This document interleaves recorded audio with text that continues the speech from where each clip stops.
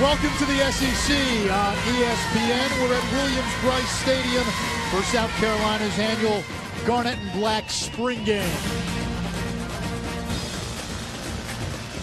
Hello and welcome. Anish Shroff here with the former All-American offensive lineman at Georgia, Matt Stinchcomb. You look at what South Carolina has done. 11 wins the last 2 seasons, both school records.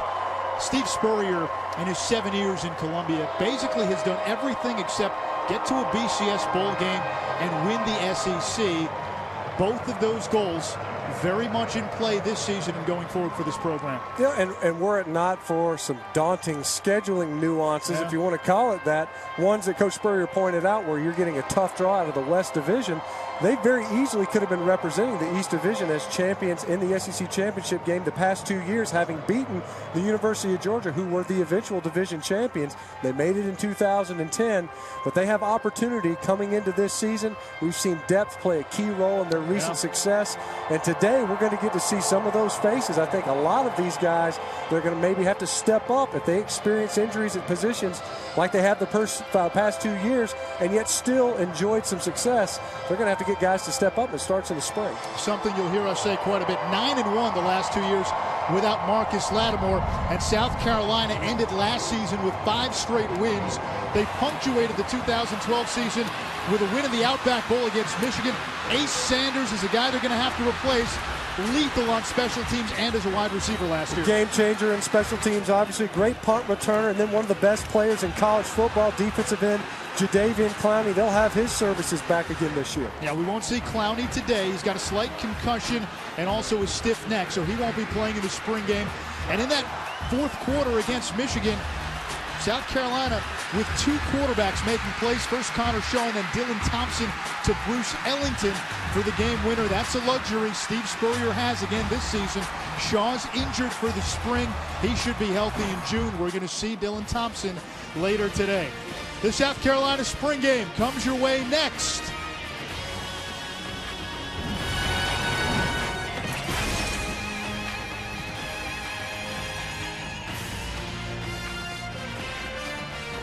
Fired up with Matt Stinchcomb and Anish Shroff. It's the Garnet and Black spring game. South Carolina getting ready to kick it off. The Garnet team will receive. The Black team will kick off. We'll get into how you're going to differentiate the two when we start on offense. It's all going to come down to the quarterbacks. The defenses will, for the most part, remain the same. They'll sub out personnel, obviously, and the offenses, it'll be the same unit except for the quarterbacks, and the quarterbacks will be the designation for whether it's the Garnet team or the Black team that puts up points on the board. This is Bruce Ellington, the 2-sport star, and he gets out of bounds just shy of the 35-yard line, and that's where the Garnet team will start here on offense as the spring game underway in beautiful Columbia, South Carolina on a sunshiny, gorgeous day in mid-April. You know, games like this where you're looking to get some guys some reps, but obviously you're going to get your veterans out there to break a sweat. You see Bruce Ellington there. We touched on in the open how important it is to have a playmaker in your special teams and what it meant to South Carolina's season last year with Ace Sanders. Well, they've changed it up already. We were told the Garnet team was going to get the ball first. It's technically the Black team. You see Dylan Thompson, the quarterback, under center for South Carolina, wearing that black number 17 jersey. And Thompson to throw on first down. Slings it out. Ellington fell down near midfield, 2nd and 10. You know, it's going to be a little bit difficult team-wise. You're going to have to keep me straight, Anish. There's colors out there being represented that nobody's even wearing, it seems like. Here are the basic rules. 12-minute quarters, regular game clock in the first half. In the second half, still 12-minute quarters, but there will be a running clock. And again, scoring will be designated by the quarterback. Thompson will be for the Black team. Handoff here on 2nd down, and that's Brandon Wilds. He's taken down at about the 36-yard line. That's a position where competition should be fierce, not just as we've seen through the spring, but also into the fall. Well, you know, you take a look at Wilds, a guy that really stepped up 2 seasons ago when Lattimore had injury issues. Nice physical finish. You see him. You know, you don't want a running back that's just nifty. Not in this conference. You want a guy who finishes his runs physically, and you saw it there out of Brandon Wilds. Wilds stepped up, as you mentioned, a couple of years ago. 5 starts when Lattimore had that first season-ending injury, and Wilds had 3 100-yard games. Wilds again gets the call, and he gets close to the 40. He's going to be close to a first down. We were talking with Coach Spurrier yesterday about this offense and how things have kind of evolved a little bit, what it will look like for them personnel-wise. He was really pleased with his two running backs, Brandon Wilds and Mike Davis. Fourth down, they'll go for it. And this is Davis trying to plunge forward, and he gets across the 40-yard line for what appears to be a first down for the black team. Little zone read on a short yardage play right there. We've seen that. This is something that Connor Shaw did an excellent job of. You see Dylan Thompson in there now, but an element that really wasn't one of the hallmarks of Steve Spurrier and his offense is you can credit offensive line coach Sean Elliott for this piece of what they've been able to do offensively in South Carolina. Yeah, Elliott coming over from Appalachian State, where he used that zone read so effectively all those years with Armani Edwards. Thompson going deep, and it's picked off.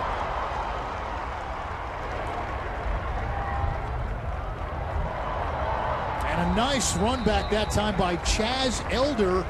Elder's one of the guys in that secondary for South Carolina looking to replace DJ Swearinger. We talked so much about Jadeveon Clowney up front. Swearinger was the guy last year who gave that team its swagger in the back seven. Well, you talk about this South Carolina defensive front. They're an excellent job of getting pressure there, good protection, and they're able to deliver the football downfield. But you see there, Elder able to get over in position. He was playing it deep all the way. A lot of air underneath that football, and Elder able to make the play on the ball in the air. Talk about Swearinger, that's a void that needs to be filled. Something we touched on, though. South Carolina's done a good job of getting their backups, their second-string guys to step up, and they've been able to string wins together. Good return for Elder, who's competing with Kadietrix Marcus to be the starting free safety. And now the new quarterback for the Garnet team, Brendan Nisovich, redshirt freshman out of Allentown, Pennsylvania.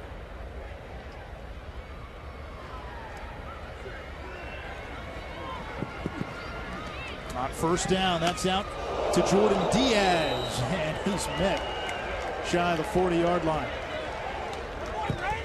You see that? That's what you like to see. A nice close on a swing pass right there where you get an opportunity to make a play in space. Oh, that's not just sure tackling right there. That's coming up and making sure that the receiver knew you were there. Kyle Fleetwood popping the pads, getting loose, and getting his decal smudged a little bit.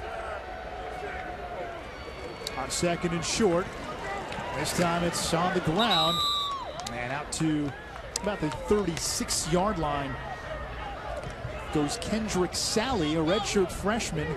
South Carolina hoping to get him on the field this fall. He missed all of last year rehabbing a partially torn ACL that he suffered in high school.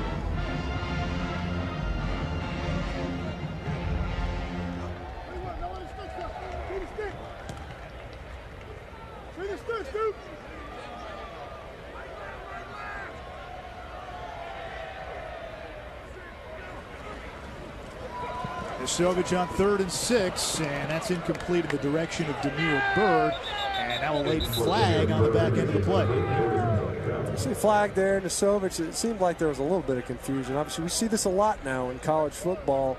They'll get up there, address the ball, and then get the defense to line up and then look to the sideline for adjustments. You saw there Nisovich, a little bit of reformation, moving the back over. I think the timing of that play was off from the get-go, but Demir Bird, a guy they're counting on to make big plays for them in the passing game this season. Defensive pass interference on the defense. The ball will be placed at the spot of the foul. Automatic first down. Could be why he wasn't able to make the play. Ends up on the turf. Defender gets there just a little bit early, and you see there, he wasn't able to get back to the ball, I think, otherwise. Nisovich giving his receiver an opportunity. Defender giving a little bit extra before he got there. Sherrod Golightly competing to be that starting spur linebacker. That's kind of their hybrid linebacker safety position. Nisovich over the middle in traffic, and we've got our first score of the game, a touchdown. Jarrell Adams, the big tight end. When we talked with Coach Spurrier, we asked him about these big horses he's got at tight end, how they're going to use them. You know, more and more we're seeing these tight ends very prominently in the passing game at South Carolina. Again, not something you typically expect out of Spurrier's offenses, but you see here Nisovich able to find it, thread the needle, between two defenders there. And Adams showing excellent concentration in traffic, able to come up with it. He's going to play a key role in their run game. They're going to use two tight end sets, something that Coach Spurrier alluded to, that they've worked on throughout this spring practice to help augment their run game. But there's nothing more dangerous. If you can get a tight end that can catch the football and be a threat in the passing game, and he's also more than adequate as a run blocker, for this offense right here, that can give defensive coordinators nightmares. Think about Adams, 6'6", 224. He was on the All-SEC freshman team a year ago. Big athletic guy. They've got Buster Anderson, 6'5", 218. They were so stacked at tight end, they had to move one of their tight ends over to linebacker, Kelvin Rainey. You got Drew Owens, another guy, 6'6", 241. Extra point is good by Landon Ard, and the Garnet team scores first. 7-0. Brendan Nishovich to Jarrell Adams.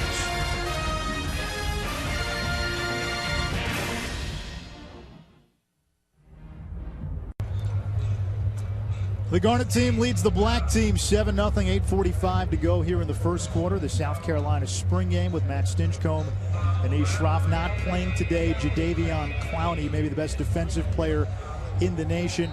More on that in just a bit, but Clowney injured himself in practice during the spring, bumping into a teammate, suffered a slight concussion and a stiff neck, so he's being held out of this game. Steve Spurrier telling us even if he was healthy, there's a good chance he would not have played.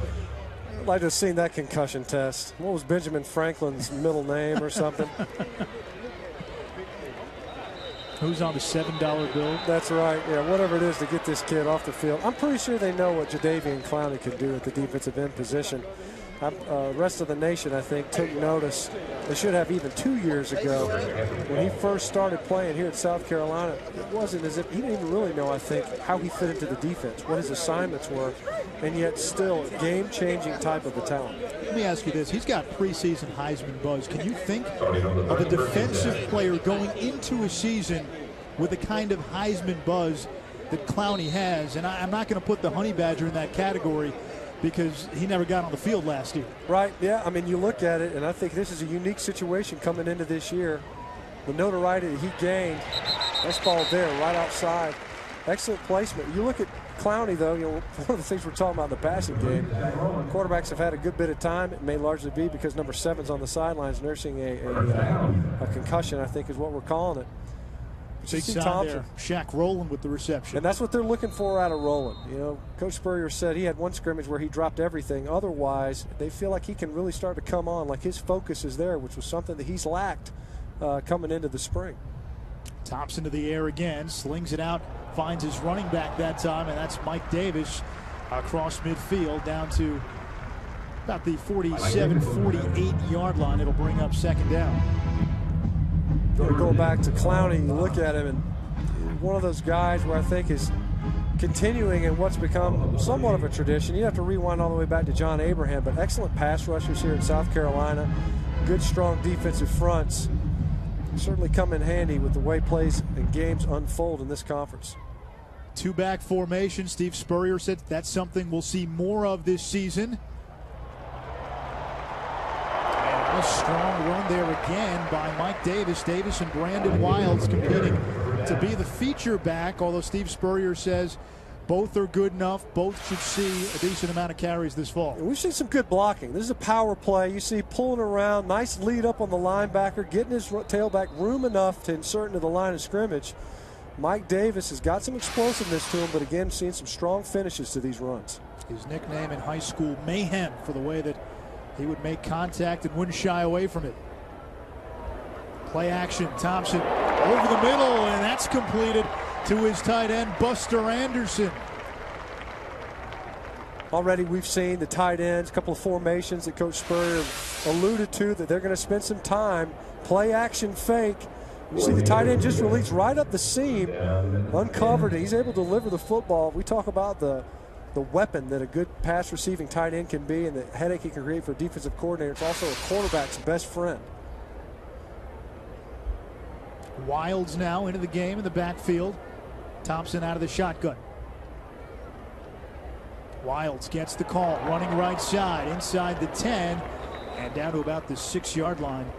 Remember, Brandon Wilds had a red shirt last year. He suffered a high ankle sprain, could never really get healthy, and the team decided it was best to just save that year of eligibility. But 2 years ago, he started the year 5th on the depth chart at running back, and with all the injuries, Marcus Lattimore, Kenny Miles, Eric Baker, he got a chance to start, made the most of it. 3 100-yard rushing games, including 137 in his first ever start.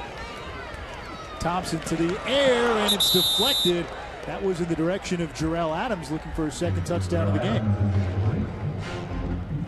You can see the emphasis that they're placing on trying to get the ball to their tight ends. You know, spring games, this isn't going to have a whole lot of impact on the division race. These are opportunities to pick some areas that you want to focus on. Another area, of course, this defensive backfield. Some new faces. You see there, Victor Hampton showing up. This is what they're going to need to do, especially when you get in the red zone. It's a congested area, but plays happen bang, bang. Make sure your assignments are there and you can make plays. They've got Davis split wide, top of your screen. Thompson steps up, throws back of the end zone, and a touchdown, and that's Shaq Rowland, former Mr. Football in the state of South Carolina. Shaq Rowland twice. They opened up the series with a completion to him along the sideline. Does an excellent job with his keeping his hands and feet in bounds, obviously, and they're finding the back of the end zone, seeing the eyes of his quarterback, giving him somewhere to go with the football. Snap a little bit to the left of Dylan Thompson. That's been a little bit of an adventure for them without T.J. Johnson at center, but he's able to straighten up and deliver a strike to a receiver in Shaq Rowland. They're expecting big things out of him in this passing game, in an offense that has to be a little bit in flux, given the fact that Marcus Lattimore is not back there. We'll talk about Mike Davis. And A. Sanders absolutely outside. Dylan Thompson, who threw an interception on his first series, atones with a touchdown pass. He's another guy that's going to have a big role this fall, even though he might be the quote-unquote #2 quarterback. Connor Shaw, remember, the starting quarterback, missing all of spring ball. He's recovering from surgery on his left foot. But talking to Steve Spurrier yesterday, he said, listen, we have 2 good quarterbacks, 2 quality guys. We're going to try to get both of them on the field, and even hinted that, hey, Shaw played some wide receiver in high school. There could be packages where both are on the field at the same time.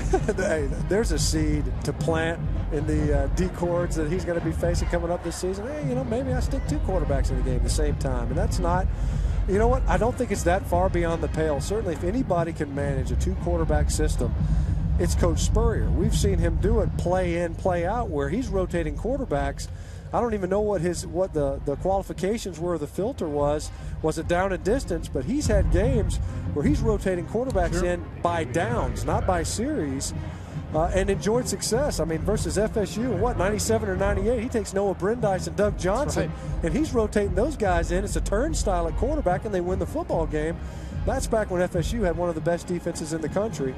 This is something that he can manage. Anywhere else, it's dysfunctional, and I think it's a controversy. He really downplayed that. Yeah, well, look, you hit it in the open. It's a luxury, and I think the way he's been able to manage it historically, I think his quarterbacks understand it's not necessarily a short hook. It's whoever gives us an opportunity to win ball games, and I think we saw that played out well in the 2012 season. Yeah, then you got Shaw, who's going into his senior year. Thompson, a redshirt junior who played well in his 2 starts when Shaw was hurt last year. And Steve Spurrier, he did issue the disclaimer, hey, if one guy's playing much better than the other, then you go with the hot hand, and maybe you have to make that decision. But Connor Shaw has had a terrific career for South Carolina, and they expect him to be 100% come June. And the number you look at there, of course, the completion percentage, 68%.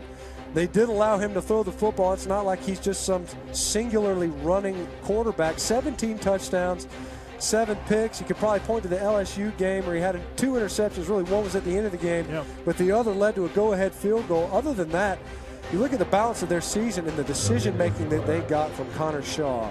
Had to be pleasing, and it was stated by Coach Spurrier that he was really pleased with how his quarterback, number 14, handled it, and in the face of adversity. He had a lot of injuries this past season. There's Brendan Nisovich, and he fires a strike down to the 42-yard line, hauled in by Rory Anderson. They call him Busta, and that's another pass going to the tight end, and we're already seeing what Steve Spurrier told us we'd see yesterday, the tight ends being a big part of the offense. Well, you see blowing them out in the formation too, though. So these are guys that obviously can play in space and stretch the football field. Not like you can just walk out a Sam linebacker and expect them to handle coverage versus these tight ends showing some athleticism in the passing game. They lost Justice Cunningham at tight end from a year ago, but a couple of capable guys who can step in Anderson and Adams. On the ground here, Nisovich will keep it, gets to the outside, and he looks to have a first down. Another 2 tight end formation. Nisovich, great ball handling. We talk about this zone read. Did a great job of pulling it from the belly of the tailback. Yeah, it looks like he stepped out of bounds before he got close to the first down marker, so it'll bring up 2nd and 4. You see, we were talking about Sean Elliott, though. What a key part of their offense this became. Marcus Lattimore came here, Sean Elliott, the offensive line coach, and that zone read that they were able to run, something that Lattimore ran as a high school football player, it's played well in this offense. There it is right there. Kendrick Sally trying to get to the outside, looking to use the stiff arm. And a good tackle that time in space by number 49, Garrett Shank, the safety. We see some good tackles from the secondaries. They roll up into space, into the flats. Always very difficult when the offensive player has room to work with. That's why they get these quick passes. We see a lot of bubble screens in college football now. There's a premium on tackling, and so far defensively, at least on the perimeter, we've seen some good ones. 4 wide receiver look. They've got Demir Bird and Quentin Smith at the top of your screen.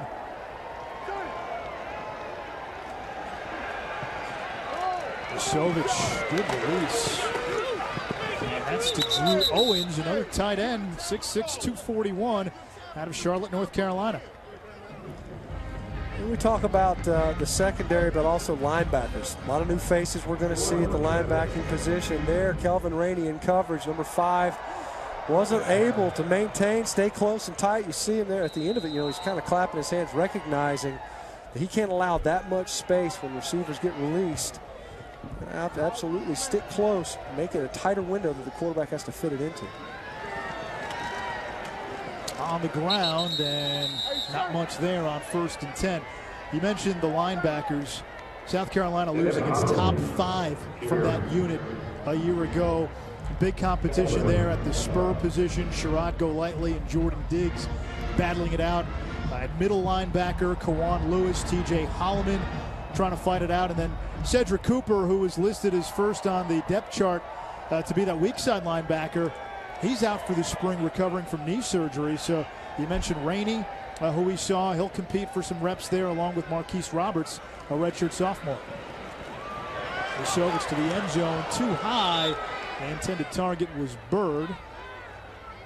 That maybe gets flagged in an actual game, right? Yeah, they might have said it was uncatchable. It's hard to tell from this vantage point. But you look at the spur position, especially that hybrid position where they play them all over the football field. It's a safety type that can play in the box. It can provide excellent run support. That was manned by Devontae Holloman, who was a big joker to be playing at that position. It was a big safety effectively. That's one that's a key component to this defense. Batted down by the defensive line. Good pursuit that time on Nisovich.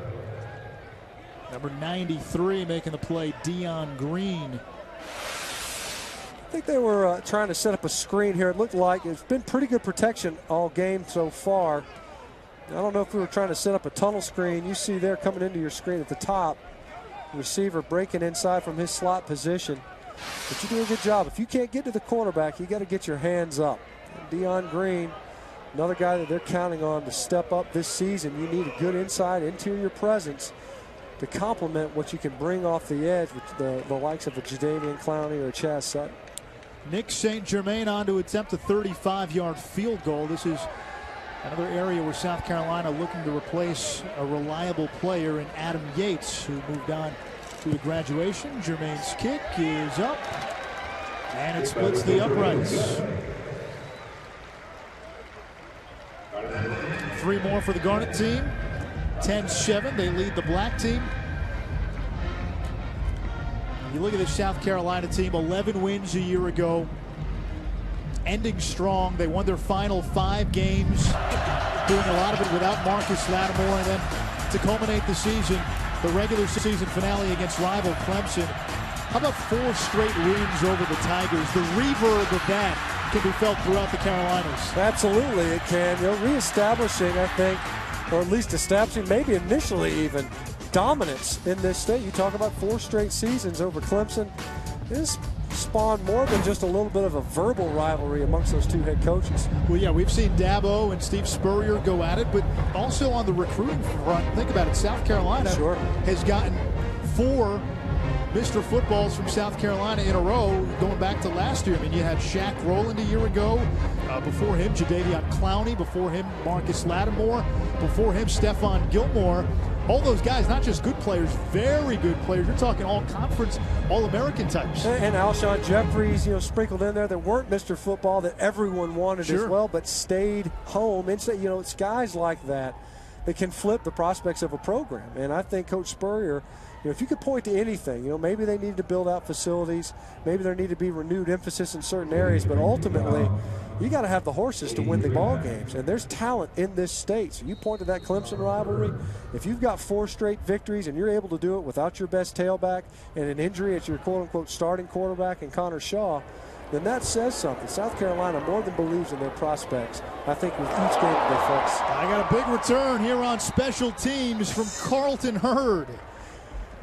I think they pulled the chute on him there. They had to. That's right. Well, you got to get some offensive plays in. That's right. Yeah. That's right.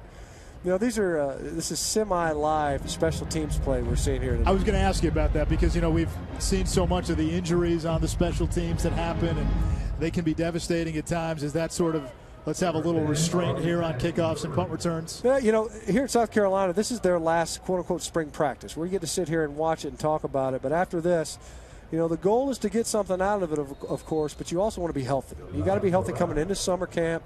You want to get a great summer training session in. The last thing you want is to have an injury. Not that special teams isn't important, but you also want to stop them so your offense can get out on the field and operate. 3rd series for Dylan Thompson. Slings it out near side, and that's ruled incomplete in the direction of Nick Jones. After Nick Jones is Alabama. Steve Spurrier, he'll enter his 8th season as the head coach of the Gamecocks. How about this? 9 wins away from tying Rex Enright's school record for wins. You can't say enough about what Coach Spurrier's done here. Really just about wherever he's been.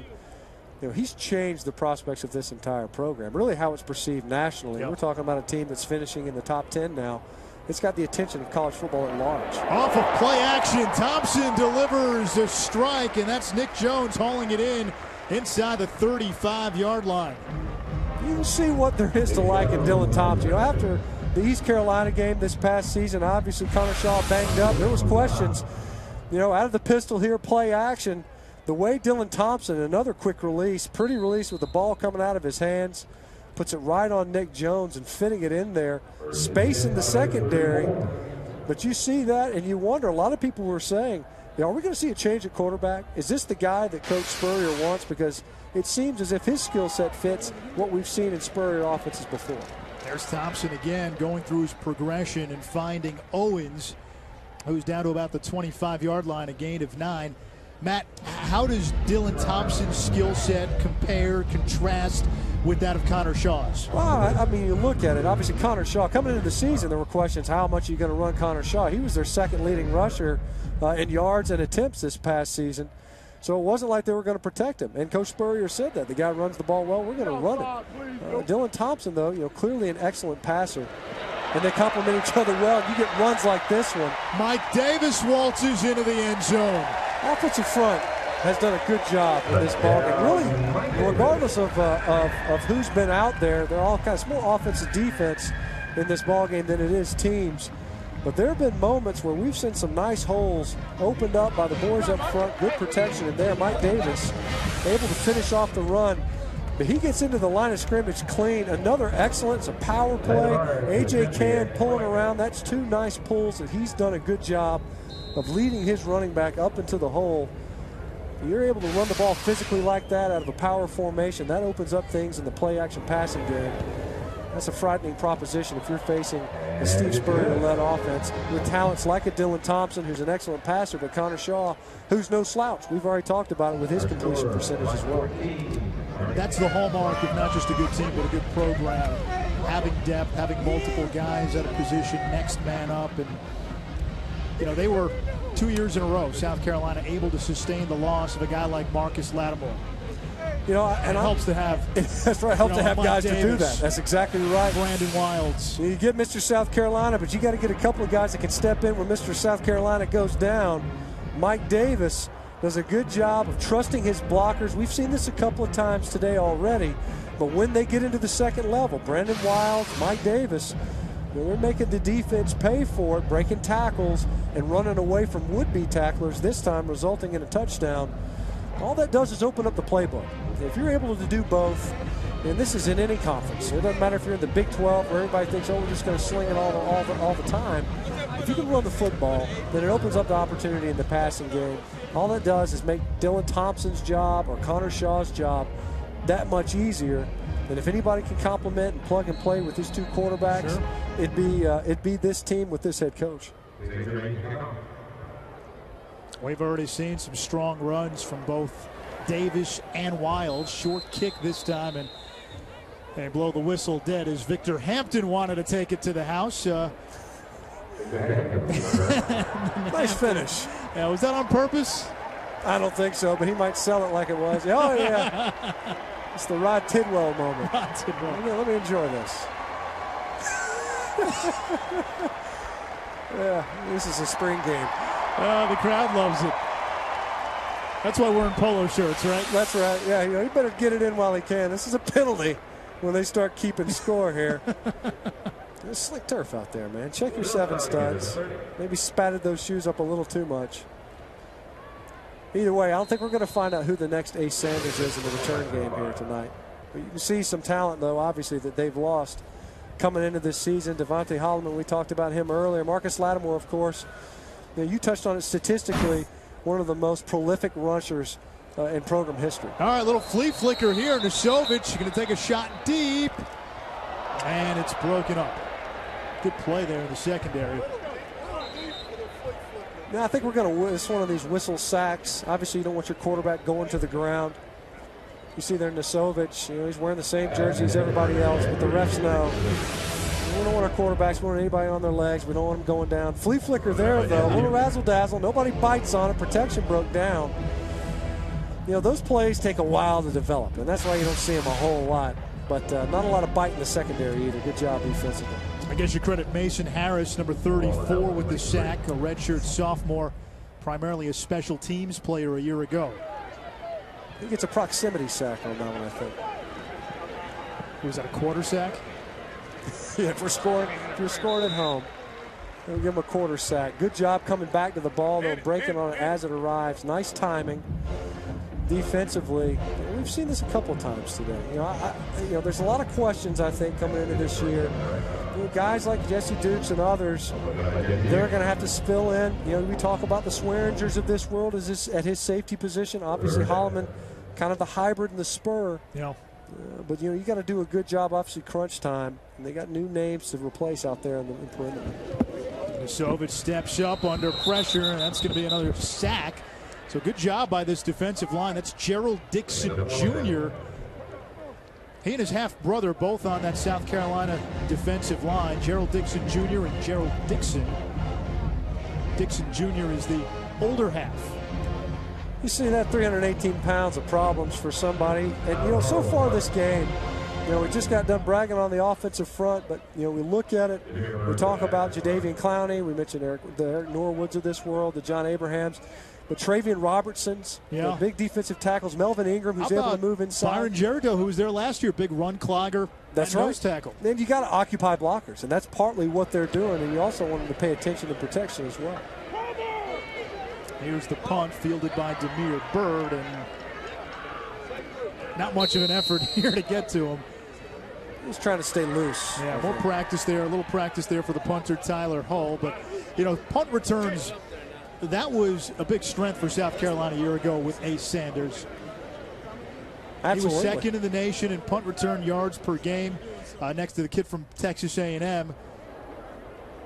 And we saw in the Outback Bowl against Michigan, took a punt back 60-plus yards for a score. He was a game changer on special teams for South Carolina. And you know, they're going to try out Victor Hampton, and Bird should get a look. Maybe Bruce Ellington as well. Well, he said, you know, blew open that Georgia football game, in my opinion, you know, week 5 or 6 this past season, and changed it. Obviously, the bowl game as well, and special teams contributions. He's not just Wilds, and he's across the 40 for a first down. New quarterback, by the way, Perry Orth, a walk-on, 6'1", 214-pound redshirt senior. You know, we've mentioned Ace Sanders a couple of times today, but keep in mind that the running back position contributes significantly in the receiving game as well. Marcus Lattimore, you know, really distinguished himself as an excellent receiver out of the backfield. That's something that they demand out of that running back position. You're not just a ball carrier. Yeah. You have to contribute in protection, but obviously you also have to be an excellent receiver. We've seen them able to get the ball outside and get it to their running backs in space. High snap out of the pistol. And a strong run by Wilds. And he appears to have a first down. 3 guesses what play that was. We've seen the power work well. Pulling the weak side guard, the left guard, A.J. Cann. You know, he's kind of announcing his presence in this ball game, doing an excellent job as he gets around. The pistol lift gives your running back an opportunity to get downhill. You know, a lot of times when you're in the shotgun, it's a little bit of a delay, but that pistol lets your tailback get running towards the line of scrimmage. Wilds, Davis, both done a good job in that power play. 1 quarter in the books. The Garnet and Black spring game here in Columbia, South Carolina. Black team up by 4.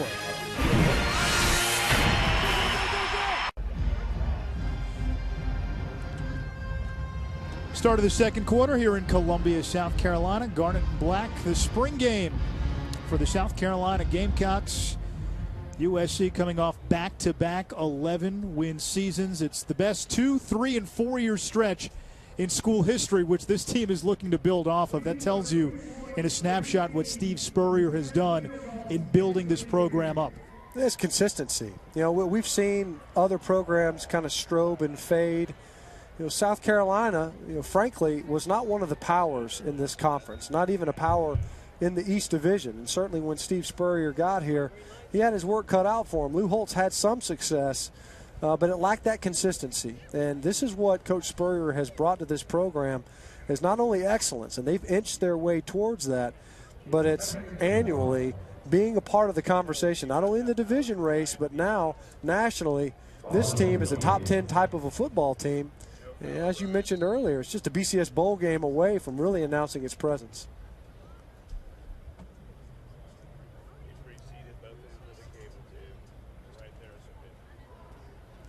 Perry Orth, a little play action, throwing for the end zone, incomplete.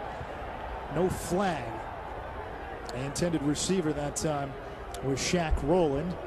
We have to update the score. During the quarter break, both teams attempted a field goal, made it, so it's actually now 17-13. Sometimes in these spring games, they sort of make up the rules as they go along. Sometimes they let you score even when you're not supposed to. Right. Steve Spurrier is known for sometimes having a guy on a sideline run into the end zone and being eligible receiver. It's tough to cover those guys when they just come running off the bench like that. I'll be surprised if we don't see that in this ball game. We'll I'd be disappointed if we don't. On 3rd and short. This is Wilds, and he plows forward for a first down for the Gamecocks. It's not surprising. We're all Gamecocks. Yeah, that's the right. Black team. That's right. Gamecocks are going to win this one. We'll crawl out on a limb, even early away. Feel confident? Absolutely. That's one of those locks of the week. But just going back to how they've asserted themselves offensively, I like the way the offensive front has come off the football in this ball game. This practice, this scrimmage. They've done a good job, I think, on the short yardage opportunities that they've gotten. We've had, seen 1 punt in this ball game. 2-back formation again. Little play action. Orth under pressure, throws on the run. All down nicely, and again, that's to one of the tight ends, Jarrell Adams. Well, you know, we're seeing the delivery of what we were told we were going to see in this game. Another play action fake, and you see Orth able to buy some time in the pocket. You know, this is one of those in a spring game might get whistled dead, but Orth, you know, plays it through to the ends, able to manage the pocket wisely and deliver a strike. Anderson able to provide him a good target to get him in scoring position. This time they'll run it out of that 2 tight end set, and it's Wilds taken down at the 6-yard line.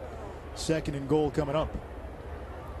You know, we talk about the loss of Marcus Lattimore in the running game. Let's not forget the loss of Kenny Miles. Yeah. He was another senior and really an adequate backup the last couple of years. Played well down the stretch a year ago when Lattimore had that horrific season-ending knee injury. But they seem to have a pretty good duo in Mike Davis and Brandon Wilds going into the fall if both can stay healthy. Well, there's a lot to like from what we've seen so far here today. Orth on the run. The ball is tipped, and it's incomplete.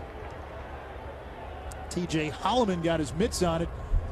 Couldn't bring it in, though. Holloman competing to be that starting middle linebacker along with Kawan Lewis.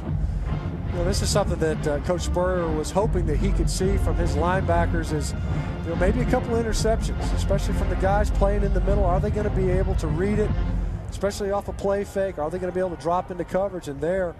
So able to get the hands up, just unable to pull it down.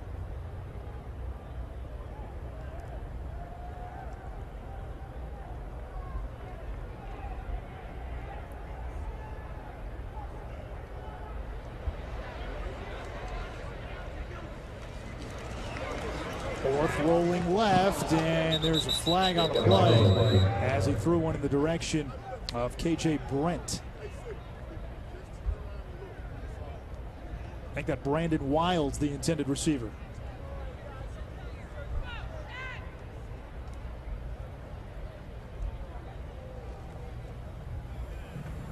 Ineligible man downfield, number 12 on the offense. That penalty's declined. 4th down. That's Jody Fuller, redshirt freshman wide receiver from Indian Trail, North Carolina. Whistle for the flag, so 4th and goal, and let's see if Steve Spurrier decides to bring the kicking unit back on or not. Right now, Orth is staying out on the field. I hear that right? Ineligible man downfield? In a spring game, correct. Number 12.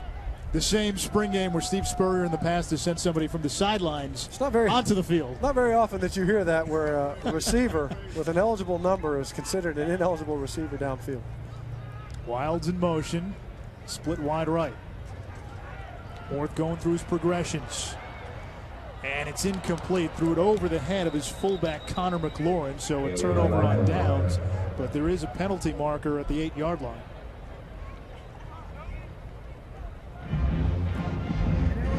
Downfield, number 12 on the offense. That penalty's declined. Ball changes, over on possession, 1st down. I'm at a loss. They were disinclined to take that penalty, and we need to get an official in here to help us get some interpretation. I was not paying attention to where 12 was lined up in the formation that time, but I'm not real certain. You know, illegal formation perhaps in the pre-snap. I'm not real clear as to how he's an ineligible receiver. Jody Fuller listed as a wide receiver, 5'11", 211-pound redshirt freshman. Flagged on 2 straight plays, so same penalty. Yeah, same player. That's one way to get a good key stop, though. Good job defense figuring out a way to force a penalty, one that none of us fully understand. Connor Mitch checks into the game for the Garnet team. Hands it off on 1st down. Short gain. There is a flag far end of the field. And now the defense says they've got it. And they're going to whistle that a touchdown. So how about that? It looks like Kyle Fleetwood, another big play from Kyle Fleetwood, resulting in a touchdown, but I don't know if this play is going to be live or not. The line judge threw a penalty right as it was snapped. On the offense, 5 men in the backfield. That penalty is declined. Touchdown. There's a little bit of sloppiness there from the offense. We got some ineligible receivers. That's 3 penalties in a row. And now a formation penalty. You got to have 7 men on the line of scrimmage is effectively the rule. Let's see what happens here. You see there in the scrum. Devin Potter just has it hard to tip the extra point. You see there, you know, otherwise I think in season that ball's probably whistled dead. Otherwise it gets raked out of there. That's something that, you know, these defensive coaches, they spend time in drills. You find the ball, if you get your hand on that ball, they rake it out. That's the score for the black team now, 24. Garnet team 13. 9:30 to go, second quarter. The Garnet team leading the black team 20-17. It's the South Carolina spring game.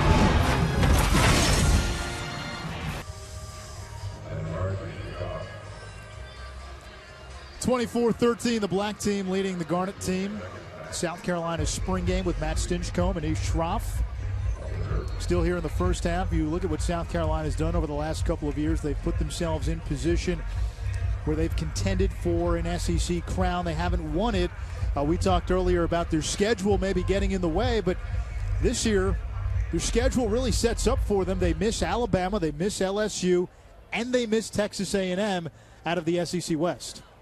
Yeah, there's a team in there that I think a lot of people wouldn't anticipate would be of concern. It's Texas A&M. You know, when Texas A&M joined the conference, everybody said, oh, you know, it's Missouri's got the great opportunity. It was quite the opposite, but you're right. That's the team to duck if you can. I tell you what, though, Johnny Manziel against Jadeveon Clowney. You talk about a game with Heisman hype. Yeah, well, Could you imagine? And again, with one of the better offensive tackles in the game, Jake Matthews, replacing Luke Jokel, who's probably going to be maybe the top guy in the draft. But you see the schedule there. You know, they're focused on North Carolina, but, you know, that Georgia game in week 2, returning to its usual spot, you know, I would normally say that's the gateway to the East Division Championship, but that hasn't been the case the past 2 seasons. You see South Carolina able to get victories over Georgia, still unable to win that division. That last pass hauled in by Shamir Jeffrey, the younger brother of Alshon Jeffrey. He's a redshirt sophomore and really has not registered a catch in his first couple of years with the South Carolina program. They're hoping he can maybe make an impact this fall.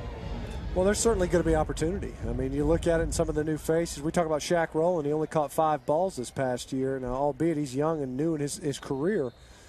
But there's opportunity now in this passing game. You know that they're going to still air it out, albeit this offense has been more and more run-oriented. You look at it early years under Coach Spurrier, they're running the ball less than 50% of the time. Now, you know, they're up around, 60%.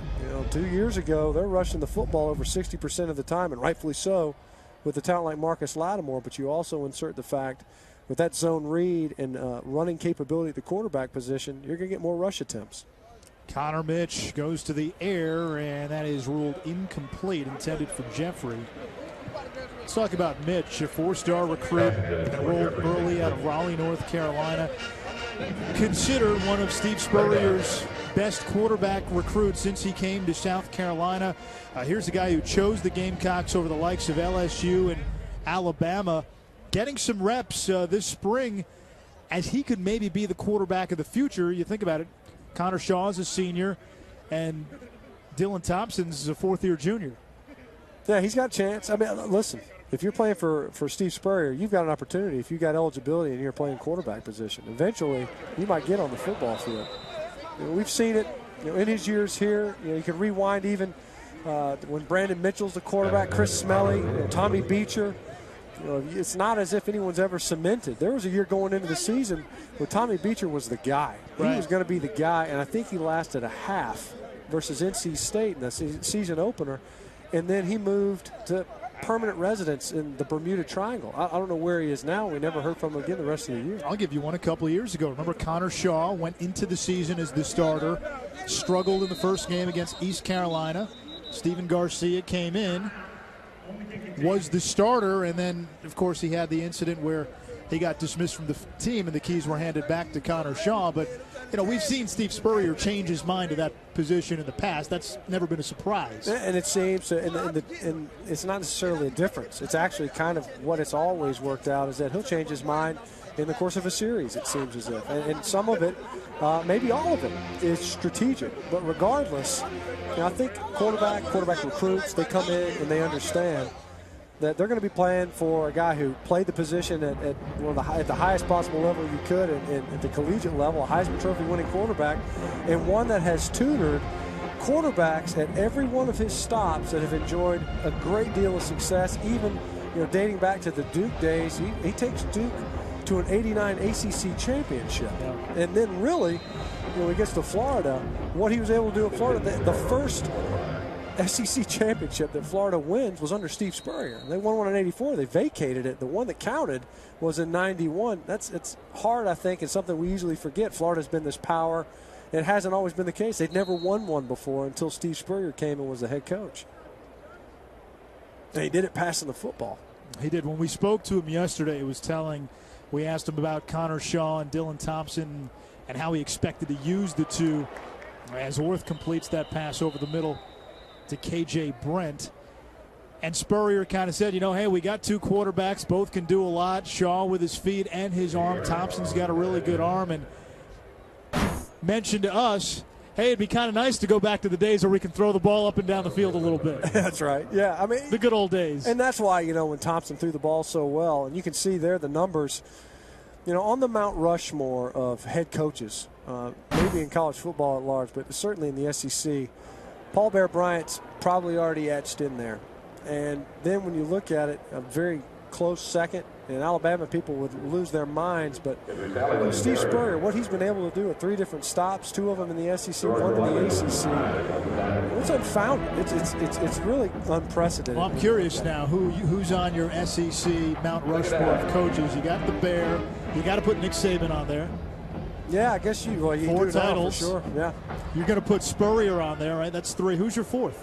Yeah, that you know what? That's the catch. You look at it. Who's number 4? Is it General Neyland at Tennessee? Is it Frank Boyles at Arkansas? Is it? Those are newer entrants, so it's tougher to reach at Arkansas. Is it Coach Vaughn at Ole Miss? Is it Shug Jordan? Do you reach back all the way to the Wally Butts, the Harry Mears of this world? At the University of Georgia, the Dooleys. The Dooleys, sure. You got guys, the Pat Dyes that you throw. They're in there, but the ones that are certain. Are the 2 that we just showed a second ago, and it's Bear Bryant and Steve Spurrier. I'll tell you the difference, in my opinion, is that you see Bear Bryant obviously played at Alabama, was an end at Alabama, and was able to take them to unheralded heights. You're looking at it, it's just remarkable. But what Steve Spurrier did, not only won a Heisman as a player, goes to Florida, wins their first recognized SEC championship, plays for the first 5, I think, SEC champions. He used to have the joke that Florida would take its team picture at the SEC title game. That was right. a running joke for years. For 5 years in a row, he was right. National championship in '96. But then this is, I think, the distinction is that then to come to South Carolina, who's been in this conference since, '92? And to do what he's done here, the fact that we can sit here and talk about South Carolina as a legitimate year in and year out contender to play for the SEC championship, which is basically the gateway to a national championship conversation. Yep. And that's, no one's going to laugh at that. No one's going to question that. And people almost would expect that. The 3 teams in the East, I think now, are certainly Georgia, Florida, and South Carolina. Orth using the fake, going to the end zone, and it's almost intercepted. Chaz Elder, who's already got 1 pick, nearly had his 2nd. Chaz Elder finding himself around the football a couple of times today. You see him there tracking the football. Elder had a better shot at it. He really had a better shot at it than Shaq Rowland. Shaq Rowland kind of gave up on that route, it looked like. Either that or it was thrown well deeper than he anticipated. Elder's a guy, a redshirt freshman, former Under Armour All-American, coming out of high school, competing to be that starting free safety. Spot vacated by DJ Swearinger as Orth nearly threw an interception again. That time getting in the way of it was Marquise Roberts, who's in competition to be the starting weak side linebacker. Well, there's another near interception by a linebacker. This is what Coach Spurrier was hoping to see. Obviously, defensive coordinator Lorenzo Ward, with the new faces that they're seeing, you mentioned it, the top 5 linebackers no longer available, services not here in Columbia. So because of that, and recognizing that not only do they have to stop the run and stuff it, range sideline to sideline, but you got to play in coverage as well. Orth to the air on 3rd down. His receiver fell down, and he found the DB. That's intercepted by Jesse Dukes. Jesse Dukes, great job with the ball in the air. We saw him make a nice open field tackle earlier in the first quarter. Some of these question marks, I think, they probably are already answered. Typically, what they're seeing is where are we going to slot these guys coming into summer camp? Nobody is getting etched in stone as far as starting, unless you wear number 7. But otherwise, there's opportunity. And I think what these guys are doing is they're setting the pecking order coming into summer camp. Well, on that point, to go back to the front four anchored by Clowney, and they got JT Surratt, Chaz Sutton, who's going to play opposite Clowney on the defensive end. When you can get sort of that sustained pass rush without having to blitz, you played offensive line. You know what it's like going up against good teams that can rush the quarterback and can get into those gaps. What does that do in terms of taking off pressure, alleviating maybe some of the responsibility when you have some inexperience in the back seven? No, it's paramount. If you've got guys, certainly the newer faces, and who knows, this secondary could grow into being a more than a solid secondary. So I'm not necessarily worried coming into the season that South Carolina's not going to be able to plug and play in some spots. That said, there's not a defense in the country that says, we'll forfeit pressure for coverage. What you want is to get that quarterback off his spot, and certainly they've got the personnel to do just that. But they're not going to play loose in the back end just because they know that they can get to the passer. But it certainly makes life a lot easier for Lorenzo Ward and this defense in getting off the football field, especially in third down situations. Lorenzo Ward, the defensive coordinator for South Carolina, took over as the DC last season after Ellis Johnson took the Southern Miss job. And last year, the South Carolina D ranked in the top 25 in total defense, scoring defense, rush defense, and pass defense.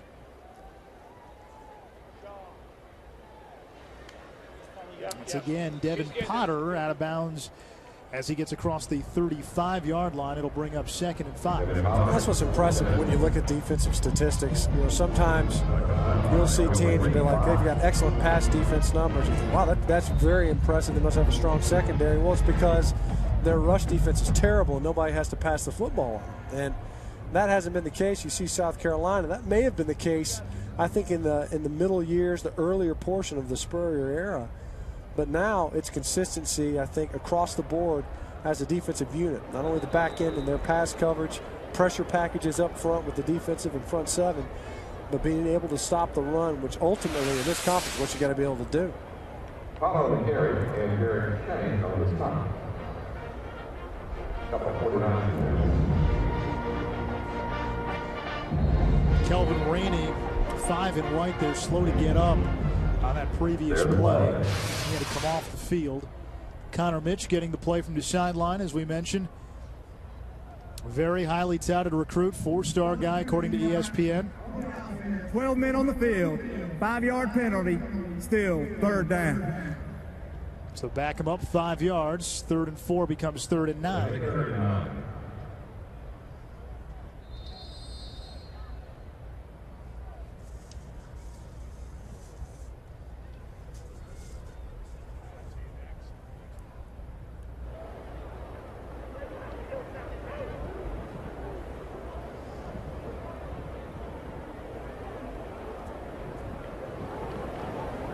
Mitch on 3rd and 9, fires one in there in the direction of Shamir Jeffrey, and that's a catch. And right now joining us from down on the field, South Carolina quarterback Connor Shaw, currently recovering from surgery on that left foot. And Connor, how far along are you as you recover from surgery? Yes, sir. I'm a few months out. It's a day-by-day process, going to rehab twice a day. Of course, it's frustrating on the sidelines, but I'm taking the time to get more of a coach's perspective and get my foot ready.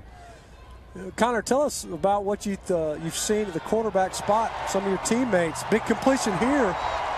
Yes, sir. We've had a great spring ball of our quarterbacks developing. We have a lot of younger guys, and of course you have Dylan with the most game time experience and just helping the younger guys come along. Connor, we just saw Jarrell Adams with his 2nd touchdown of the game. You guys have some real big athletic tight ends who can create a lot of mismatches. From your perspective, how much can we expect to see the tight ends being used in the passing game this fall and this season? Yeah, we have 2 or 3 of them that can really go get the ball, and they run routes like receivers, and they can absolutely go and get the ball. And we've been working them through the spring, and you can look forward to seeing them in the fall. Connor, Steve Spurrier told us yesterday, your head coach, that he expects to use both you and Dylan Thompson in the fall. From your perspective, is that something that you guys like? Is that something that works for you guys, having maybe one series where he comes in and then another series where you come in, as opposed to maybe one guy taking the majority of the snaps? Yeah, it works for us. We got two guys that are proven winners and go out and play football, and it's better to have two guys that can go win than one. So it works for us, and we look forward for the opportunity. Well, Connor, you've seen this before around the old family dinner table, right? Back in high school, Coach Spurrier was telling us that your brother J-Bo was playing quarterback. You're out there at receiver. Maybe something that we might see on the rug this fall. How much have y'all worked on that, or even talked about a two quarterback? We have talked about it. We've had talked about me lining up a receiver and motion in and out of the backfield, which I absolutely love. I feel like I'm athletic enough to play two positions, and we'll just see what we do in the fall. What's the relationship like between you and Dylan? We're great friends on and off the field. We have been since we both got here. We root for each other 100% when we're on the field. What about this offense? Without Marcus, and y'all have had to deal with that before, so maybe that'll come in handy coming into this season. But do you anticipate a shift towards either more run-oriented? Are y'all going to have to spend more time with heavy tight end sets, or is this going to be more of a passing offense without 21? I think we're going to keep it balanced. We've always have guys that step up. We've got two running backs. We actually have a stable of running backs that can go out and play. And like you said, we have two tight ends that can really play the game as well. And I think our primary goal is to keep it balanced. Connor, losing Ace Sanders, who do you see as potential guys that can really step up and help you guys out in the passing game? We've got a few guys. Like I said, we have guys that step up. Ace has left, and before that, we had Alshon leave. Ace stepped in his place. So we have Bruce that's out here, Nick Jones. We have a few guys that can run around and catch the ball. Connor, we wish you the best of luck, and get healthy. Yes, sir. Appreciate it. South Carolina quarterback Connor Shaw, he is not playing in today's spring game, out recovering from surgery on his left foot, but he's a guy 17-3 as a starter, perfect at home, 10-0. Last year, 10th nationally in pass efficiency, and as you can see, certainly a fan favorite. Yeah, well, and should be. You talk about the mental toughness that he had to exhibit. Just if you play quarterback for Steve Spurrier, you better have some mental toughness, but the injuries, coming back from injury, gutting it through, you have an injured shoulder in the opener versus Vanderbilt. He had to deal with the foot injury later on into the season. But the numbers he was able to post, protected the football. He completed 20 straight passes versus Missouri. It's not like this guy is just a runner that throws it every once in a while. He can be balanced in his skill set. And I think that allows some versatility in what the South Carolina wants to do offensively. You played offensive line. From the vantage point of some of the other players on offense, what's normally the feeling about the two quarterback system? I tell you, I've never played in a two quarterback system that worked. Usually you'll see a two quarterback system and it's out of necessity. It's either neither one of these guys is that good for us to just stick with them, or it's because one guy can only do one thing and he's not very good at the other and we need him to. Kind of different here, though. Here, it's.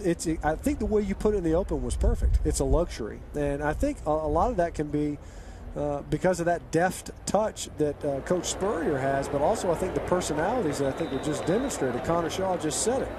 I get along great with Dylan, and I recognize he came in at ECU and threw it for 330-plus yards. That's more than I ever threw it. 300-plus yards against Clemson as well. And it's one of those things where you don't sense that they're going to turn this into a contest. Let's see who can hose it better than the other. I think they recognize that they can be complementary, and that was the case this past season. Final play of the first half. We'll keep it on the ground, and that will take us to halftime with the black team leading the Garnet team 24-20. We certainly saw the tight ends really showcase themselves in the first half, huh? Yeah, they did a good job. We saw a couple of nice downhill power runs earlier in the quarter. The defense showing up with some open field tackles. So a lot of questions, I think, that may be answered for the fans in attendance here today. Jarrell Adams, a couple of touchdown passes, a couple of touchdown receptions, I should say, as the black team has a 4-point edge. Halftime here in Columbia. We'll be back with more from Williams-Brice Stadium when we come back.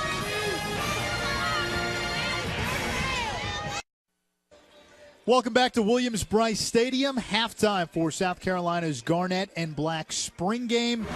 The Gamecocks coming off back-to-back 11-win seasons. They've done that in the rugged SEC with some tough schedules the last couple of years. But Matt Stinchcomb, when you look at their 2013 slate, what's notable really is who they aren't playing. right? You know, every year, South Carolina obviously going to have to play the East Division foes. Programs like Florida, programs like the University of Georgia, they'll always have Clemson that's out of conference play. But it's what they've drawn out of the West Division, which is arguably the best division in all of college football. And you're talking about the LSU's, Arkansas, and Alabamas of this world.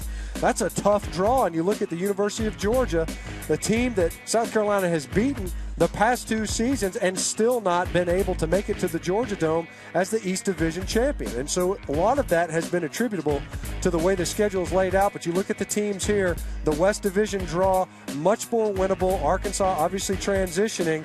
And you look at Mississippi State, they aren't LSU regardless of what Dan Mullen has been able to do in Starkville. They get Georgia early in the season on the road. They get Florida at home, and maybe there's a chance South Carolina could be undefeated going into that Clemson game on November 30th. We'll have more when we come back.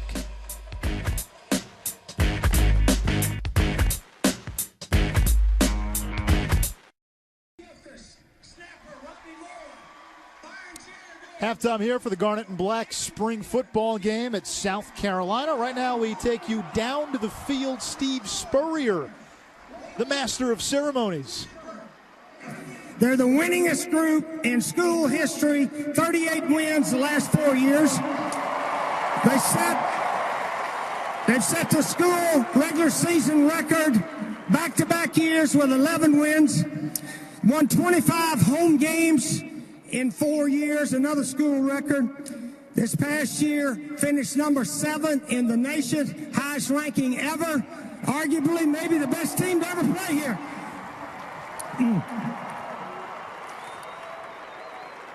And our football team had a 2.9 grade point average, best in school history also.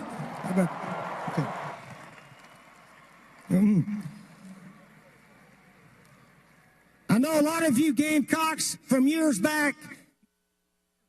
These teams, the upstate team, Clemson, the team in Tennessee called Tennessee Volunteers, and the Georgia Bulldogs in the these guys are 10-0.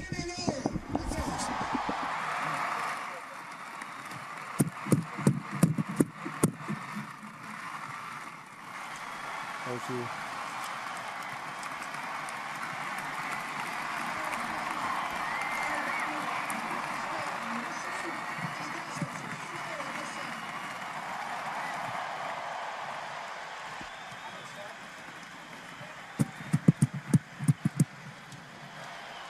That was Steve Spurrier, little MC duties for the OBC, the old ball coach. When we come back, halftime continues from Williams-Brice Stadium.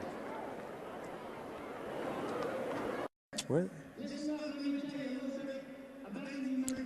Halftime here in Columbia, South Carolina. Moments ago, South Carolina head coach Steve Spurrier heaping heavy praise on Marcus Lattimore.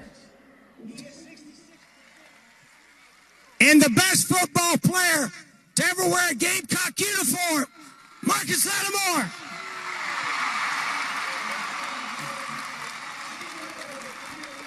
With Matt Stinchcomb and Ish Schroff, you look at what Lattimore did in 3 seasons, 2 of them cut short by injuries. He set the school's all-time record for career rushing touchdowns, and that was the devastating injury in the game against Tennessee back on October 27th. Just a season after blowing out his right knee, he blew out his left knee. And then his pro day, which was really an emotional event last month, not just for him, but for this entire South Carolina football community. Yeah, you know, he's an All-American in just about every possible way. You talk about him on the field, his contributions. The coaches can't stop talking about what a great person Marcus Lattimore is. But then the resiliency, the fact that it's March 27th and this guy's participating in tryouts to play professionally with a newly rehabilitated, surgically repaired knee, another knee after on the heels of the previous season being cut short is pretty remarkable. You played in the NFL. You played with some pretty good running backs in your time. With modern technology and modern science being what it is, what kind of career? How long of a career can he have at the next level? Well, I mean, you can take a look at it. Running backs, you know, you don't want to say that they're short-lived their career-wise, but you look at them, they don't last long. And the NFL is changing a little bit. It's not as much of the grind that you're used to seeing, but I think there's opportunity for him. And I think part of it is what we said before. He's an excellent receiver. He's very diligent in his work. He's a physical runner, and he can slide away from tacklers. It's how much of that is he able to retain on 2 surgically repaired knees. And I'm confident that an NFL team is going to take a shot on him and probably take a shot on him early in the rounds. You hope that they do. Everything you hear about him, like you said, he's a great character. All right, right now we're going to take you back down to the field as Steve Spurrier continues to address the fans.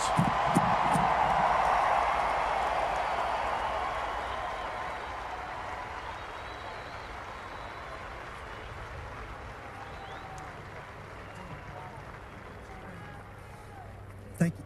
Also from the Football Performance Awards, Jadeveon also was the National Defensive Lineman of the Year. And here's Executive Director Brad Smith to present this award.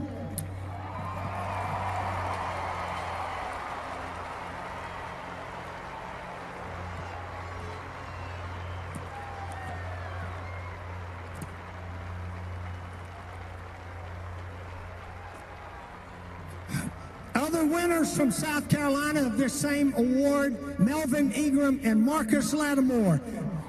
These guys like us. Thanks for coming out today. You guys are the best. People tell me when the Bulldogs came in here last year, it was the loudest they had ever heard Williams-Brice Stadium. Let's do it again this coming season. Thanks.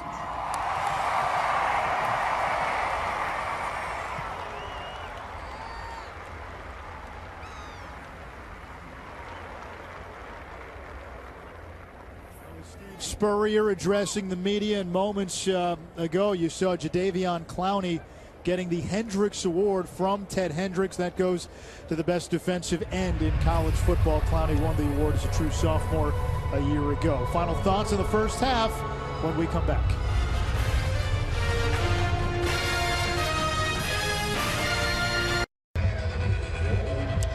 We're ready for the start of the second half. The South Carolina spring football game, Garnet against Black. Black team up by 4. And joining us now is Steve Spurrier down on the sideline, the head coach for the South Carolina Gamecocks.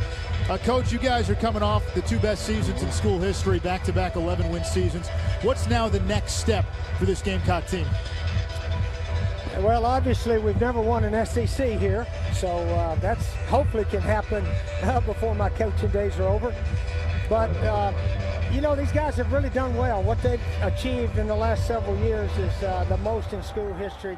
So today we get a chance to recognize, and our fans get a chance to show appreciation to these seniors and all they've done here. So we treat this day as a day of showing thanks to these players who've laid it on the line for South Carolina. So hopefully the halftime show was rewarding for them. Coach, is it fair to say now South Carolina's more than established, certainly in the East Division, but in this conference, it's a contender year in and year out? Have you gotten it to that level? Well, like I said at halftime there, you know, we've fortunate enough to beat Georgia and Tennessee 3 in a row, and actually beat Florida 2 out of 3. So, you know, we're not beating everybody. And we're 1 game away from getting into the championship the last 2 years. But still, everybody tries to have the best they can every year. I don't know what next year's going to bring. We'll probably be preseason number 10 like we have been the last 2 years. So it hadn't been a shock what we've done. We've been actually favored in most of the games that we've won over the last 2 years. So, but hopefully we can win that 1 more game and win an SEC. Coach, we spoke to Connor Shaw earlier. We saw Dylan Thompson make some good throws downfield. How do you plan to use both quarterbacks this fall? Probably Dylan, you're in the next play. Connor, you're in the next one. Yeah, we'll let it work its way out, sort of the way it did in the Outback Bowl against Michigan. You know, they both threw 2 touchdowns each. I don't know if that's ever happened in a bowl game in history, in a close game, that you rotated 2 quarterbacks, but that's the way it played out down there. We got 2 good running backs, Mike Davis and Brandon Wiles also right now, and got an incoming kid, David Williams, that may get some playing time. So we got a chance to be a little better offensively maybe than we were in the past. Our 2 tight ends are really good players. Jarrell Adams, who caught the touchdown right at the end of the half, and Buster Anderson. Those are 2 good ones. So offensively, I think we got a chance to be a little better than in the past. Coach, at halftime, you really had strong words of praise for Marcus Lattimore, calling him the best player that ever put on a South Carolina jersey. When NFL teams at this time of the year, with the draft coming up in a few weeks, call you and ask you about Lattimore, what do you tell them?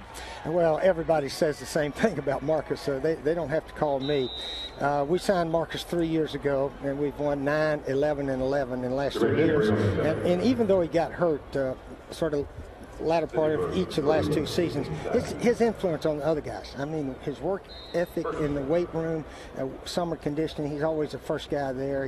He gets the other guys together. Come on now, let's push through this. He's just a tremendous natural leader. He doesn't want any self-attention to himself. It's all for the team. So he's the ultimate team player. You got to have those kind of guys if you want to win. And that's why we won so much, I think, is when Marcus Lattimore came on campus. He's one of the biggest reasons. Now, Coach, y'all beaten Clemson 4 years in a row. You beaten Georgia 3 years in a row. Those are 2 key rivals. They play each other in the opener. Who do you want to see win that ball game? They don't have ties anymore, do they? That's right. Somebody's got to win it. That's what we used to say down in Florida when FSU and Georgia played one time. Can there be a tie?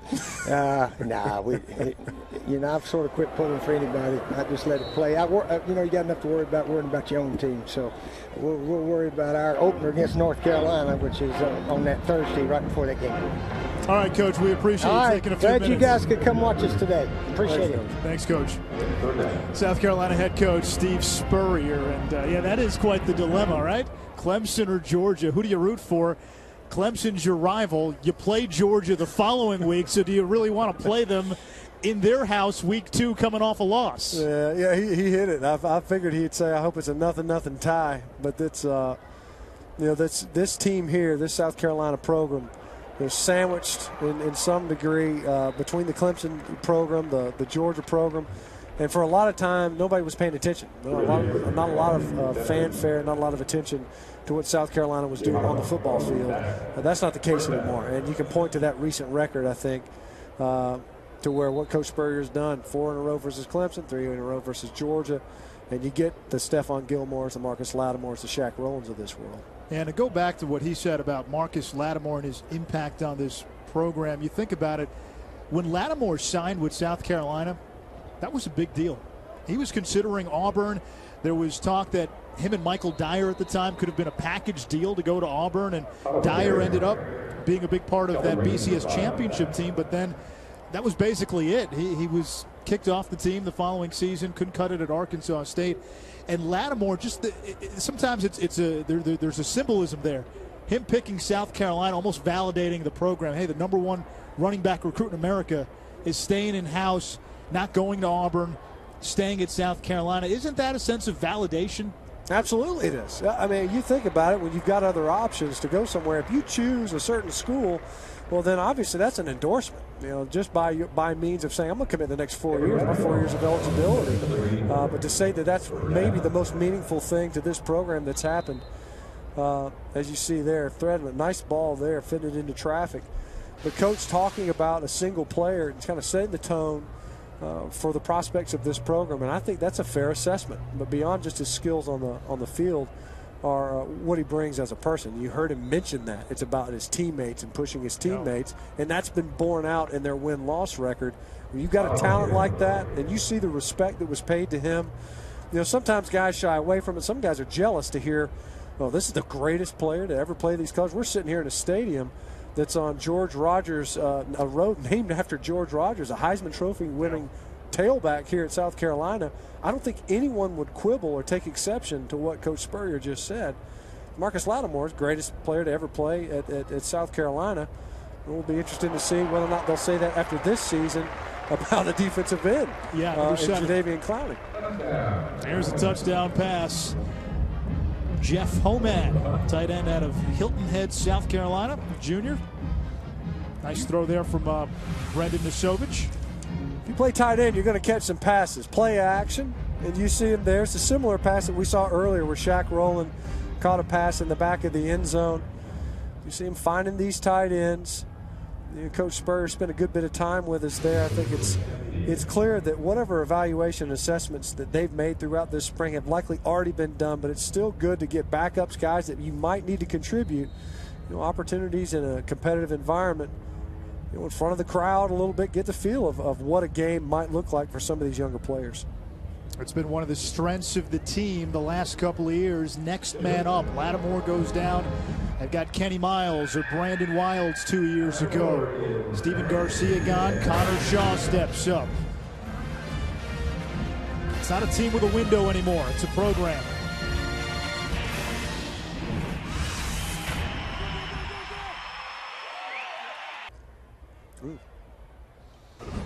Welcome back to the SEC on ESPN.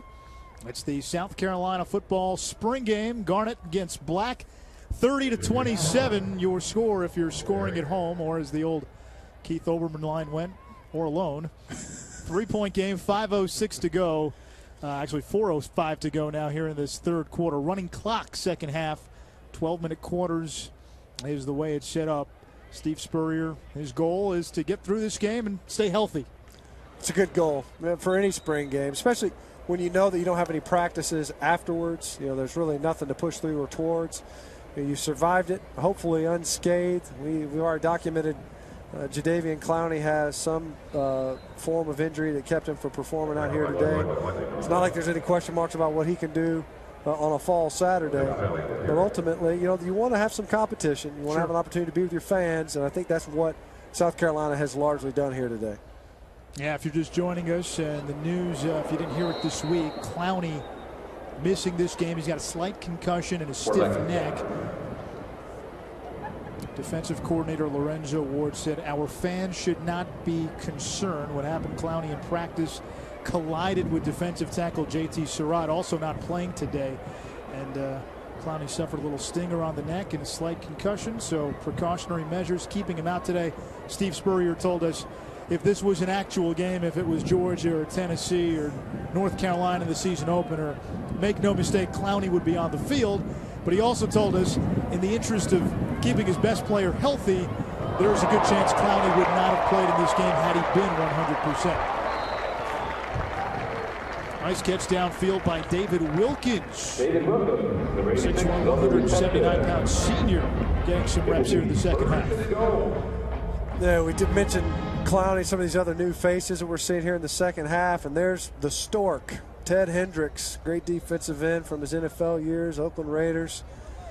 He's eyeball to eyeball with Jadeveon Clowney. He was way ahead of his time stature-wise, but presenting his award to Clowney for his exploits this past season. All right, you were a former All-American offensive lineman at Georgia. If you line up and you see Clowney on the other side, how do you try to stop him? I beg for a run play the opposite direction, man. I'm not sitting there, let's run a 7-step drop fun pass where it takes 30 minutes to develop. No.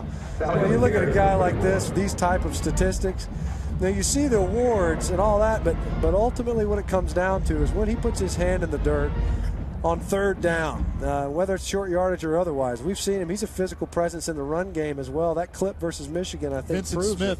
Vincent Smith is well aware that Clowney is paying attention on the run downs, and that flipped that ball game on its head and gave him an opportunity to win it. But Jadeveon Clowney, when I look at him, I spent some time. I finished my career in Tampa Bay. Simeon Rice, great defensive end, and I look at Clowney, and he reminds me of Simeon a little bit when he's got those four-point stance, both hands on the ground. You see him here, boom, explosive player upfield. Nice hat placement right there. Popped his helmet off nicely, separated him from the football. Talents like this, we were talking about this off air. I'm not so sure as a true sophomore. I don't know that he starts in the NFL on a Sunday this past season. I'm talking about this past season. But I think the first third down, the first obvious passing down, I think he's on the football field. I think he's that talented as a true sophomore. He's seen as almost a virtual lock to go number one, barring any catastrophic injury. What parts of his game will he have to work on?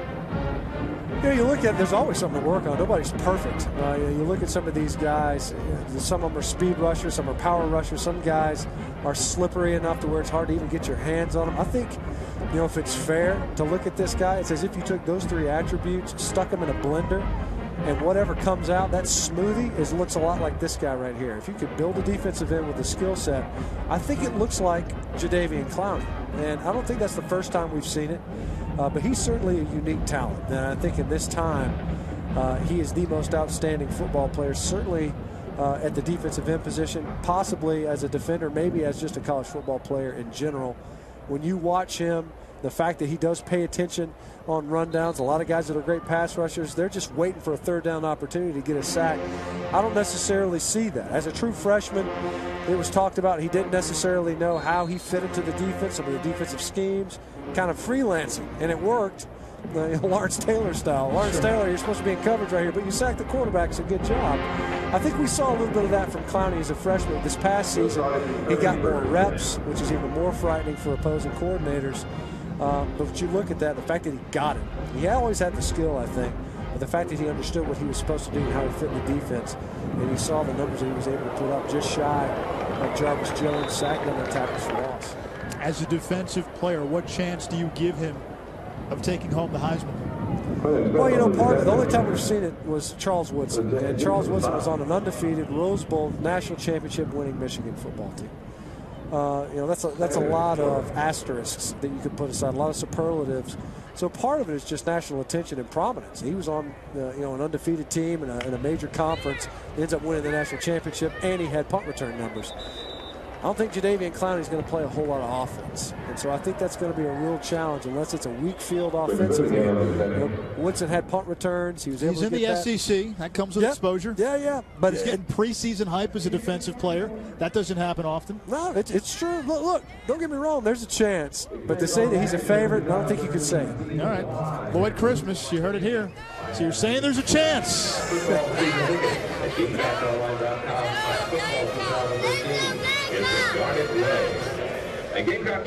The black team leads the Garnet team 37-30. Start of the 4th quarter. The South Carolina spring game. Teams are allowed to attempt a field goal during breaks, and that's why the score changes from when we left you and when we come back. You can try a field goal just pretty much whenever you want. Just call a timeout and let's kick a field goal. It's a spring game. A lot of rules are sort of made up as we go along. Steve Spurrier in the past has had a receiver who was later deemed eligible who did not even start the play on the field of play. He'd be on the sideline streaking toward the end zone, and hey, anything goes in this game, right? He wasn't wearing number 12, was he, by any chance? A couple times. You're still caught up on that one. I'm still trying to figure it out. I don't question the officials. I'm just trying to figure out what happened there. That was in the first quarter, I believe. Number 12, Jody Fuller, who's listed as a wide receiver, was ruled ineligible on 2 consecutive plays, and there it is. There it is. To Clowney. Jadeveon Clowney. Well, he wasn't down. He wasn't down. It's going to be ruled a touchdown, of course. What is he wearing? Penny loafers? How do you slip down out there? We talked about in the first half. This is what Coach Spurrier does. The receiver just kind of steps onto the field. Where did that guy? Where did he come from? From the sideline. Where's his helmet? He didn't even make him run. Isn't that kind? With a concussion, you can't be trusted to be running on this. We were waiting for it. We were told that this happens. He caught it with regularity in these Steve Spurrier South Carolina spring games. And Jadeveon Clowney, who was ruled out for this game, does make an impact with, I guess we're calling it a touchdown reception. And speaking of receivers, we have Bruce Ellington, South Carolina's 2-sport star, also a point guard on Frank Martin's basketball team, joining us down on the field. Bruce, what did you make of Jadeveon getting some game action as a wide receiver? He told me he was going out there to do that, and I told him to drop because the ball could be floating in the air for a long time because he's so wide open. So he made the catch. Now, you know, if he drops that, that's going to be all over SportsCenter, just like that Vincent Smith hit. Yes, sir. Hey, Bruce, you've got a unique position where you play football, you also play basketball, prominent roles on both teams. Describe the challenge of being a 2-sport star at this level. Sometimes you may get a little tired, but you just got to fight through it and to continue to play and continue to come out and help both teams win. and that's what I'm doing. You know, I pray, you know, and I just go to bed, go to sleep early. You know, sometimes you don't want to go to study hall, but you got to get your grades right in order to play. Bruce, as a receiver, tell us a little bit about these two quarterbacks that we expect to see a lot of this season in Dylan Thompson and Connor Shaw. Both of them are great quarterbacks. You know, one is different from the other. Dylan do a little more throwing and Connor do a little more running, but, you know, both of them are great quarterbacks. And they, you know, Connor's out right now, but Dylan doing a great job, you know, being a leader and coming in and being a great quarterback. Bruce, Ace Sanders is gone on the other side, so defenses now in the passing game will focus a lot of their attention on you. Who do you see as maybe stepping up to help you out in the receiving corps? You know, there's a lot of guys out here. You know, Shaq Rowland, Demir. We still got Nick Jones, you know, Shamir. You know, a lot of guys, you know, coming in, you know, getting extra work in after practice, you know, watching film. So, you know, the receiving corps is going to come out and, you know, make a big impact on the season because, you know, Ace leaving, that's a big, that's one of our leading receivers. So it's going to be crucial for one of the guys to step up and make plays. Bruce, what about the other offensive component? Obviously, Marcus Lattimore, great career here. Now he's no longer available. What about Brandon Wilds? Tell us about Mike Davis and what you've seen from them over the course of spring practice. You know, backing up behind Lattimore, you know, those guys learn a lot of things, and I think they're going to take that into consideration while they run the ball because Lattimore did a great job at it. You know, Brandon Wilds is doing a great job, you know, but Mike Davis is showing a lot of enthusiasm coming out every day, ready to work and ready to play. Bruce, as a basketball player, you travel into some hostile arenas. Certainly you do as a football player in the SEC. What's tougher, going to Rupp Arena to play Kentucky in basketball, or let's say going to Death Valley to play at LSU?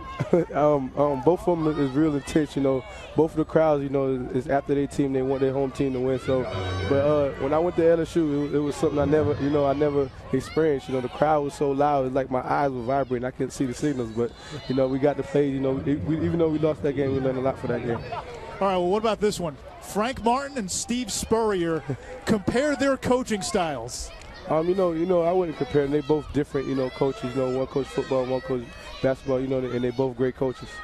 Well, you got one guy who we always see on TV, very fiery, you know, can be a little in your face, and Coach Spurrier seems to be the more relaxed type.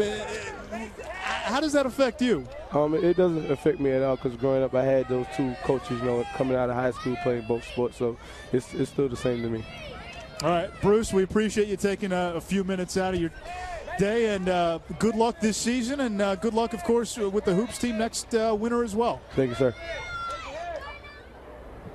Bruce Ellington averaged almost 10 points per game as the guard for Frank Martin's basketball team. I will say this about Frank Martin. He was in the ESPNU studios right before the NCAA tournament, and off the court, great guy, gentlemanly demeanor, big teddy bear. But then when you see him, you know, on the court, flips the switch, huh? Flips the switch, yeah. I'll tell you what, this is what I'm wondering is that he must be incredibly incendiary, because for you to say one guy's fiery and then the other guy's kind of calm. Steve Spurrier's, one of his hallmarks is the visor spike, for that's crying true. out loud. I guess relatively speaking. That's what I'm saying. Relatively speaking. Yeah. Relative to Frank. Relatively speaking. You know, because you think of Steve Spurrier, you know, guy wants to play golf, right? You know, there's a little bit of that southern laid-back vibe to him. So yeah. Yeah, unless you're playing quarterback and he's crawled into your helmet with you. I guess it's tough not to be perceived as laid back when compared to Frank Martin. Absolutely. Man, I think we all are probably pretty. Coach Saban, maybe General Patton, all guys that were General Patton. Milquetoast in relation to him. 37-30, the black team leading the Garnet team. As South Carolina's spring game winds down here, 6:21 to go, running clock here in the fourth quarter. The tight ends have certainly opened our eyes today. Jarrell Adams, a couple of long touchdown receptions. Buster Anderson had a couple of receptions. We saw Drew Owens get into the mix a little bit.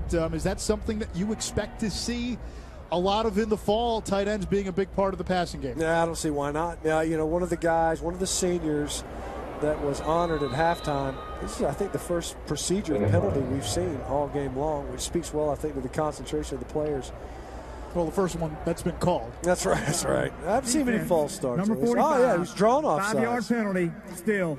second down. You know, it's a spring game when they actually get that call. That's rarely called when it counts. Well, it's a spring game when a guy whose number corresponds to an eligible receiver, and he's a wide receiver, but he's flagged for being ineligible, and you can have a guy run from the sideline who's a defensive end, make a catch, after he fell go down where he'd be ruled down in college football, get back up and go into the end zone for a touchdown. That's when you know it's a spring game. Yeah, this is romper room, man. This is an awards banquet with a football game going on. We've seen some good football. I mean, there's been I think some flashes of exactly what the coaches wanted to see with the power running game.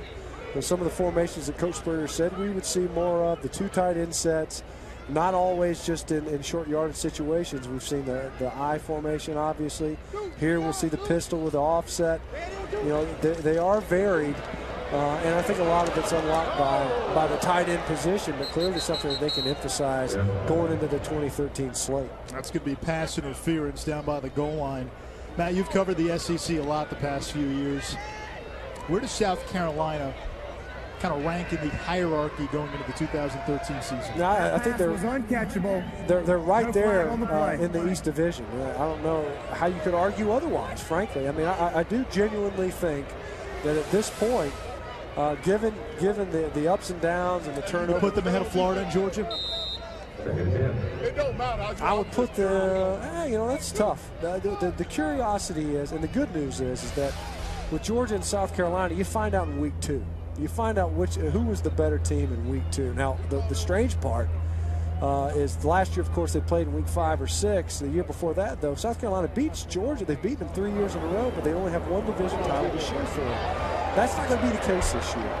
So I think you do find out Georgia is rebuilding completely on defense, but they're stacked on offense. Now the question can be, can they handle it any better than they did last season versus South Carolina? So you'll know early. At Florida, the question is, are they any better at the quarterback position? Driscoll ran the football well, but they did not figure out the passing game. And so, but ultimately, I'm not trying to be evasive. This is Alabama's conference to lose right now, and I think no one would argue that at this point. You've got LSU that can always contend, but I think the difference in South Carolina is that now you have to include them as a contender. There's always going to be that top dog, the bell cow. That's the Crimson Tide. But after that, you can make an argument for Florida. Absolutely, you could. They were the worst football team last year. They were ugly, and yet they figured out ways to win games until they played the Sugar Bowl. So, you look at South Carolina. There's no telling what they could have done last year were they to have stayed healthy completely, and they were still able to put together an excellent season. So, if it's a 1A, B, and C, South Carolina is certainly in there somewhere with one of those letters. And there's a touchdown.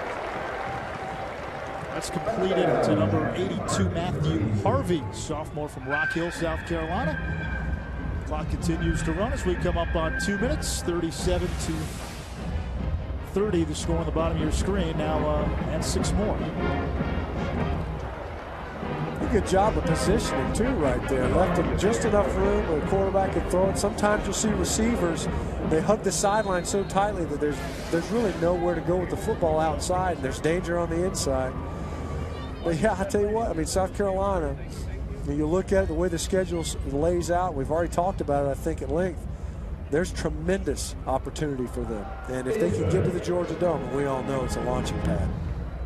All right, we'll be back with more after this from Williams-Brice Stadium. The spring game coming to an end.